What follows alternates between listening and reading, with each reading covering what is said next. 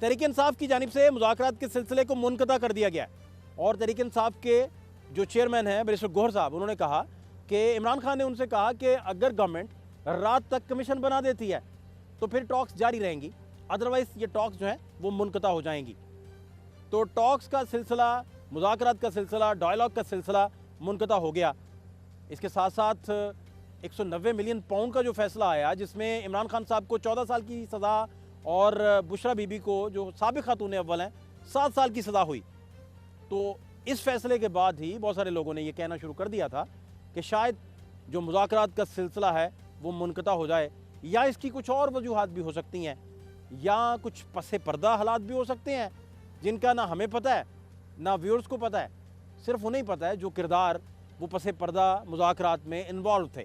मुज़ाकरात sir आप कह रहे हैं हुकूमत जनाबे वाला या नहीं सीरियस, और जो लगता है कि वो कमीशन ही बना रही, तो हमने पहले ही बात की है और खान साहब ने भी आज इंस्ट्रक्शन दिए हैं, no commission no negotiation. Sir ये अपना फिर बात किस तरफ जाएगी जी? ये तो डेडलॉक आ गया।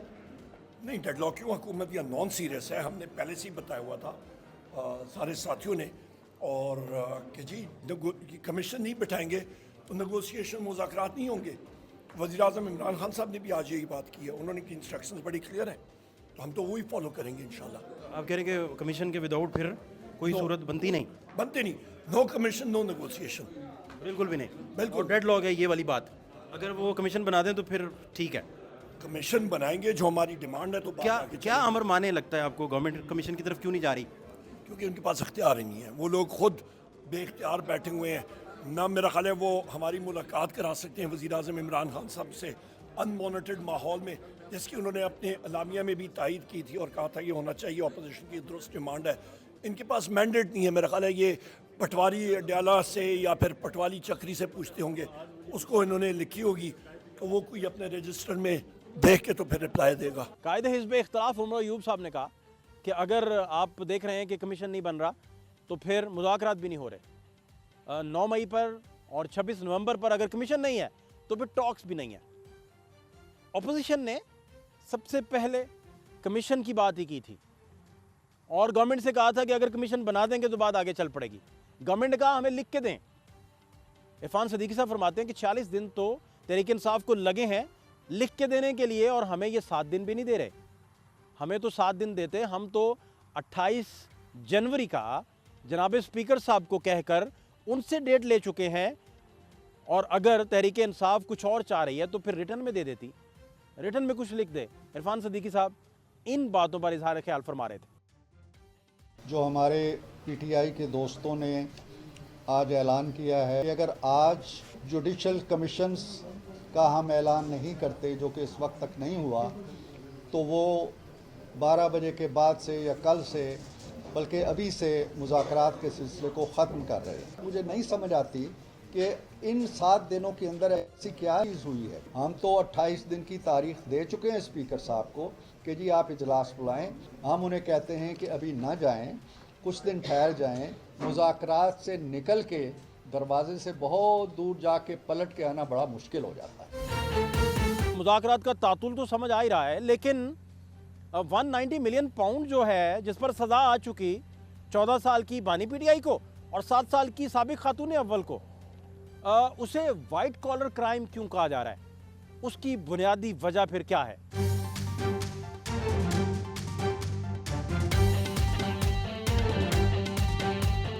इसे एक तो वाइट कॉलर क्राइम कहा जाता है कि ये सारा प्रोसीडिंग जो थी वाइट कॉलर क्राइम थी, तो इसमें जज साहब ने लिखते हुए भी कहा कि बहुत सारी अगर हल्की फुल्की कोई बेसाबियाँ वगैरह हैं तो चले कोई नहीं, उस पर हम आराम से आते हैं। मुझे जानना अब ये है कि आपका जब 14 साल की सज़ा आपने सुनी और 7 साल की सज़ा बुशरा बीबी को और इमरान खान साहब को, क्या टेक है आपका? फर्स्ट ऑफ ऑल, सबसे पहले देखिए, मैं first of all thank you very much for having me on your show.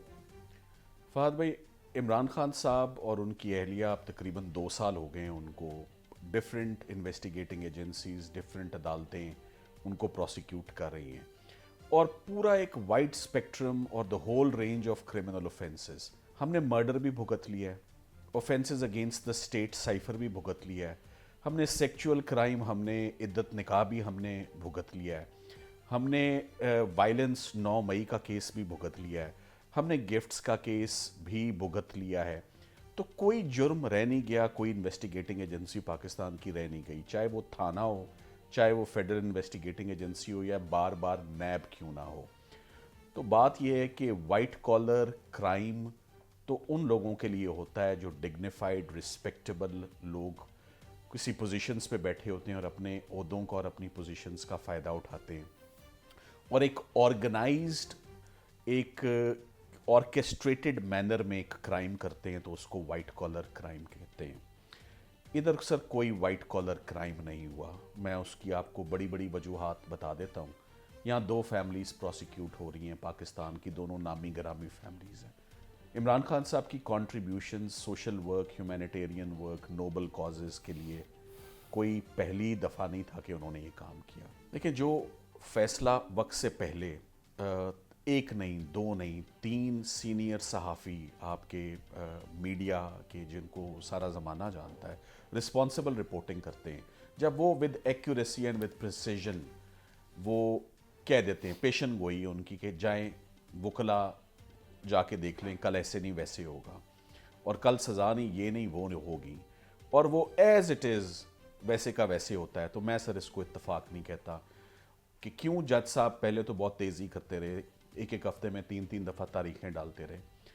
तो पहली बात, अडयाला जेल से मैं कभी भी कोई गुड न्यूज़ लेकर नहीं निकला, ना निकला हूँ, ना निकलूँगा। नंबर 2, हमने जो आज दिन तक फैसले लिए हैं ज़ोरे बाजू पे लिए हैं, हाई कोर्ट से लिए हैं, 90% of the reliefs, 10% supreme court से हमें वो रिलीफ्स मिली हैं। नंबर 2, जब जजेस सियासी आबो हवा को देखना शुरू कर दें और मुलाकातें शुरू हो जाएं और उस बुनियाद पे तारीखें डलते रहें फैसले सुनाने की, आपको पहले एविडेंस कंक्लूड करने में तो बहुत जल्दी थी, फिर फैसला देने में आप 3 से 4 आपने पेशियां ली और वो बार लीक होता रहा।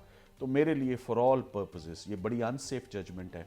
ये इद्दत निकाह से ज़्यादा कंट्रोवर्शियल केस है, ये साइफर से ज़्यादा अनसेफ जजमेंट है, और हमें बहुत आसानी होगी इसको इंशाल्लाह हाई कोर्ट में सेट असाइड कराने में, इसी ग्राउंड पर। शहजाद अकबर साहब ने 190 मिलियन पाउंड का जो ये पैसा है जो पाकिस्तानी हुकूमत के हवाले किया गया, इसको शो करवाया ऑफिशियल डॉक्यूमेंट्स के अंदर, और हुकूमत पाकिस्तान को ये पैसा दिया गया है, वहाँ से जब्त करके अब ये बंद लफाफा कैबिनेट में लाया गया। 190 मिलियन पाउंड का केस तो ओपन एंड शट केस था, वो अब इसको सीरत से कैसे लिंक कर रहे हैं, इसका जवाब अभी आना है कि ये मजहब कार्ड और बार बार कहना कि जी हम सीरत पे चल रहे थे। मेरी दोबारा गुजारिश है कि मजहब को, अल्लाह रसूल को इससे बाहर रहने दीजिए और मजहब का सहारा मत लें। आप अपनी करप्शन का, अपनी रिश्वत का जवाब दें।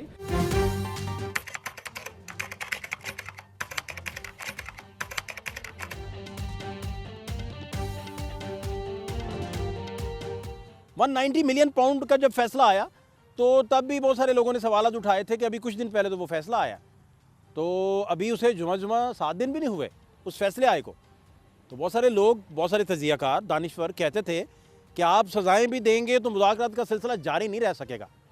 आपने बानी पीटीआई को 14 साल की सज़ा सुना दी, 7 साल की साबिक़ खातून अव्वल को सज़ा सुना दी, तो ये सिलसिला शायद चल ना सके, ये प्रोसेस शायद डीरेल हो जाए। इस तरह की बातें भी होना शुरू हो गई थी मार्केट में। मार्केट से मुराद वफाकी दारुल हुकूमत में, जहाँ बहुत सारी साजिशी कहानियाँ पनपती हैं और कई दफ़ा गवर्नमेंट्स जो हैं वो टॉपल हो जाती हैं। तो यहाँ क्या गुफ्तगू हो रही थी, बेसिकली क्या बातें हो रही थी, ये जानना भी ज़रूरी है।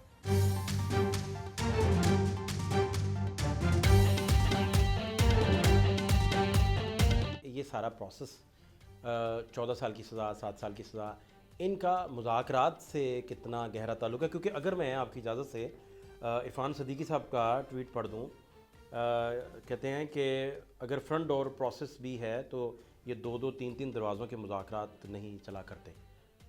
वो बैरिस्टर गौहर साहब और अली अमीन गंडापुर साहब वो जो मिले हैं मीटिंग की बात चीफ ऑफ आर्मी स्टाफ से, उसको निशाना बना रहे हैं जी।